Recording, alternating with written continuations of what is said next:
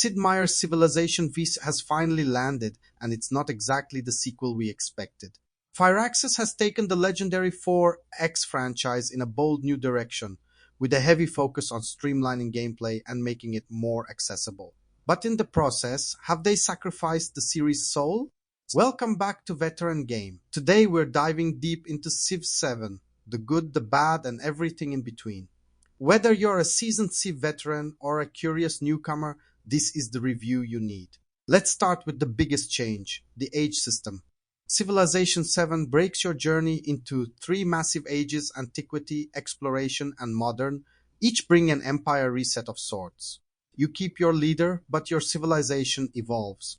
Start with Egypt, shift to the Normans, and end with America. Sounds fresh, right? It is. But the transitions can be jarring, and some players feel like they lose the sense of continuity that made Civ runs so satisfying. Each age ends in a global crisis, plague, barbarian invasions, you name it, before you're reborn with a new Civ and fresh goals. Your legacy carries over, creating a roguelike progression system where your past efforts give you perks in the new era. It's smart, and it certainly keeps the pacing tight, but at the cost of immersion. That's up for debate. Now let's talk about combat and pacing. Unit stacking makes a soft return via commanders who carry multiple units, solving the clutter of one unit per tile without going full stack of doom. And for once, war actually feels snappy and engaging, especially with railway-based troop movement and some real AI competence in battles. But then there's diplomacy and UI, oh boy. Civ 7's interface is a major step back. Tooltips are sparse, information is hidden, and if you're not constantly diving into the Civilopedia, you're in the dark. Want to know what a building does? Better look it up. Wondering what a unit on the map is? No hover info for that either. It's baffling. Diplomacy is a mixed bag too. Leaders feel less alive, less reactive, and a lot more transactional. Gone are the days of flavor text, reactive dialogue, and complex peace deals. Now it's mostly here's a treaty, click yes or no. And yes, you can still get cities in peace deals for no good reason. Religion has been severely nerfed, no more passive spread, no theological combat, and almost no diplomatic impact. Just spam missionaries and hope for the best. Governments have also been gutted.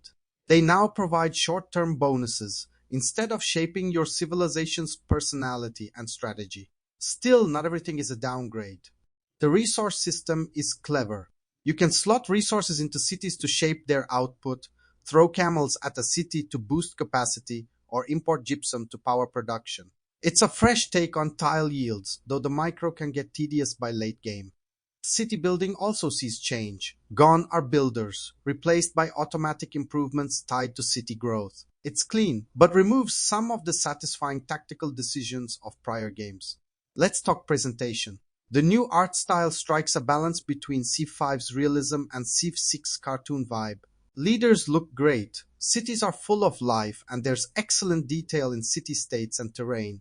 That said, unexplored areas now look like plastic game boards. Not a fan. Performance-wise, Civ 7 runs okay on most systems, but late-game turns still chug, even on high-end rigs. And the lack of feedback during enemy turns means you'll often return to find your units dead with no clue why. Not ideal. The music, as always, slaps. Christopher Tin returns with another banger of a theme, Live Gloriously, and the sound design across the board is rich and satisfying. Voiceover narration by Gwendolyn Christie. Chef's kiss. So where does that leave us? Civilization 7 is not a bad game. In fact, it's still incredibly addictive. You'll find yourself clicking one more turn at 3 a.m. like it's 2010 all over again.